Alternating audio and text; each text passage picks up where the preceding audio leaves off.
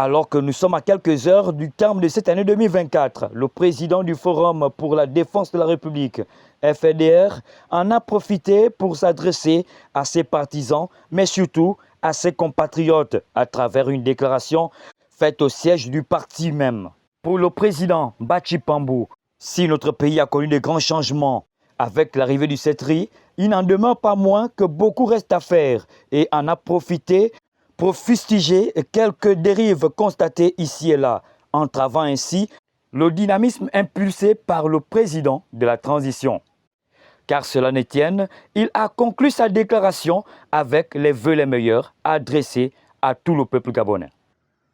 Mes chers compatriotes, l'année 2024 qui s'achève aura été sur le plan politique rythmée par l'articulation de la feuille de route du CTRI caractérisée par la matérialisation du dialogue national inclusif, la tenue du référendum constitutionnel qui s'est soldé par une large victoire du oui et la mise en place du comité de rédaction du code électoral en cours.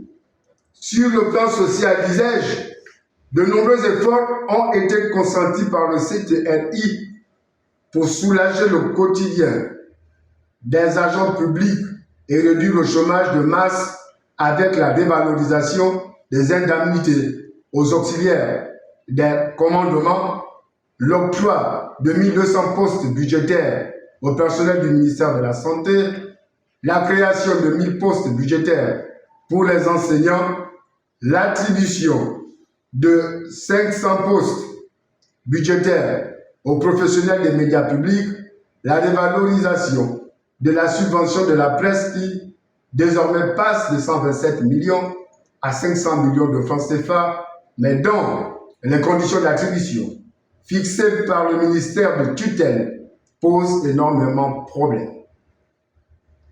À cela s'ajoutent d'autres actions jugées louables par l'ensemble des Gabonais qu'il n'est point besoin d'énumérer de manière exhaustive ici.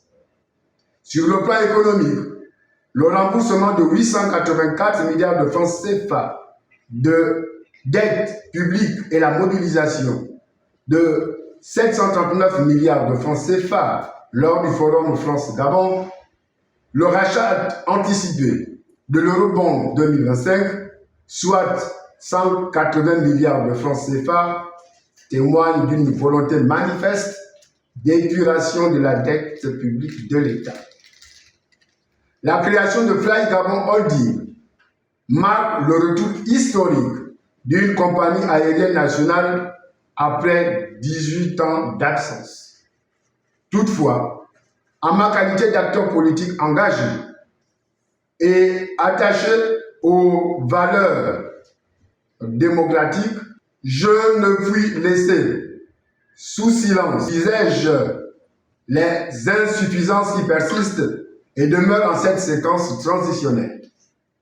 La vie chère continue malheureusement d'accabler nos populations, et ce, malgré des mesures sanitaires prises par le CTRI.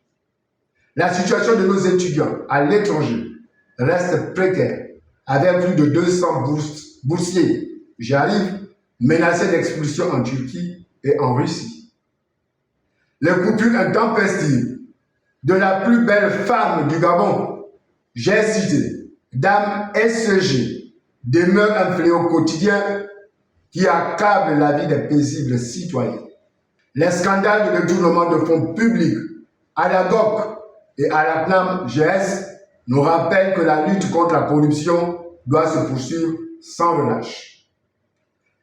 150 000 demandeurs d'emploi à la fonction publique dont le sort reste incertain attendent toujours des réponses concrètes.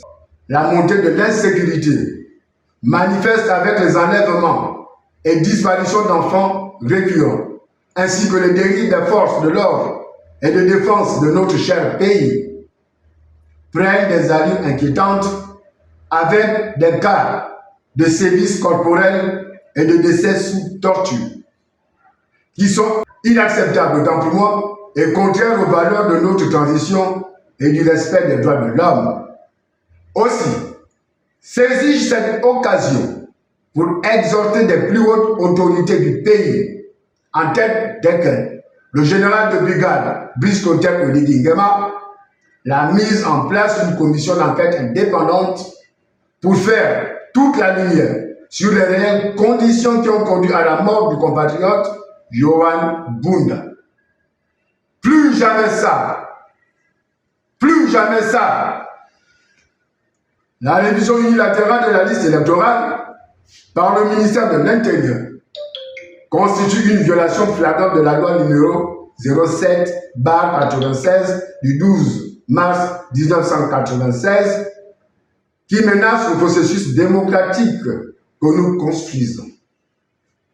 Comment peut-on entreprendre la révision de la liste électorale quand le code électoral est en cours d'élaboration?